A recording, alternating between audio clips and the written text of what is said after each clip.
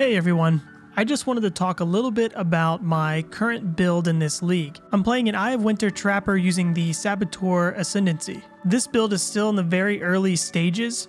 I just wanted to make a quick little video going over where I'm at right now and where I might be heading, and just telling you guys how it feels and plays. First, I want to talk about my current tree setup. I currently travel through the upper part of the tree for a bunch of these crit nodes here, and I travel over here to the left side of the tree for the Scion life wheel, a little bit more life, elemental damage, and reduced cost of mana. But I have found with this current setup that I lack defense, so I most likely will spec out of all of this over here and come back down over here for acrobatics and phase acrobatics, as well as Wind Dancer too.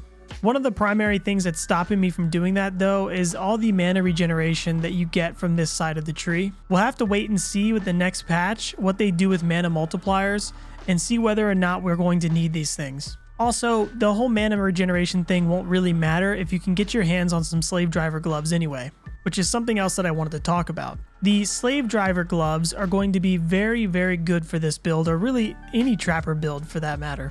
The main issue here is the Saboteur Ascendancy is pretty popular at the moment, so slave driver gloves are going to be very, very expensive. So you can try to get them yourself through the temple, but it's going to take some time, and it'll probably still cost you to get the vials as well. But it'll be much cheaper than buying the gloves outright. I have considered as well going for a low life setup, but that's also a lot of investment. You're going to need really good ES gear. You're going to want a Shavron's wrappings that's going to be 6 linked, so that's going to be very expensive. Last league I had one of those and it took me a lot of currency to get it 6 linked. But if you can manage to get that setup, I think you can get a ton of damage out of it. Again though, you'll have very little mana to work with, so mana regeneration or reduced mana cost of skills is going to be very important. We'll just have to wait and see, like I said, what they do with the support multipliers. Next, I want to talk a little bit about the current gem setup. Right now, I'm running Eye of Winter with trap support, inspiration support, cluster traps, trap and mine damage, and slower projectiles. Slower projectiles is what makes this skill do a ton of single target damage. Because the projectiles continuously gain damage up to 200% more damage from the time they dissipate, slower projectiles makes it so those projectiles at the end of their lifespan are still hitting the same target.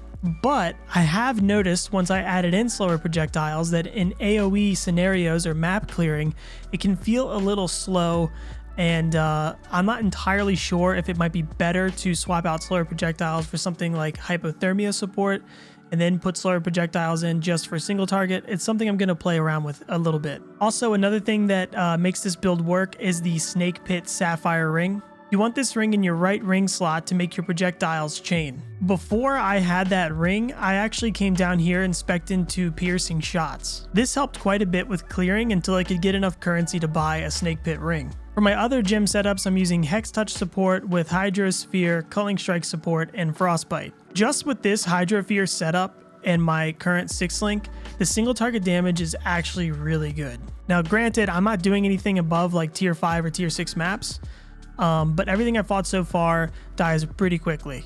In a lot of situations, I don't even have time to throw out Bear Trap or Frost Bomb, both of which increase your damage done to the target. I do want to talk a little bit about the mine setup for this. I have seen some people doing a mine setup with the trimmer rod, and I think this is a little strange because I feel like if you're going to do this, you might as well just play Icicle Mine. I feel like Icicle Mine's potential for clearing bigger packs of mobs is just way better. It does lack in single target though, but you could make up for that by using something like Ice Spear and a Shaper Helmet. Granted, I haven't actually seen the trimmer rod setup and what it looks like in the clearing, so it could be very good. These are just my thoughts on the whole mine setup. And that's about it for this right now, guys. I wanted to just give you a little update because I haven't made a video in the last few days, and I wanted to show you guys where my current build is right now. If you want to see it in action, come check me out on Twitch and we can talk about the build there if you want. But yeah, thanks for watching, guys. Make sure to like and subscribe, and hopefully I'll see you later.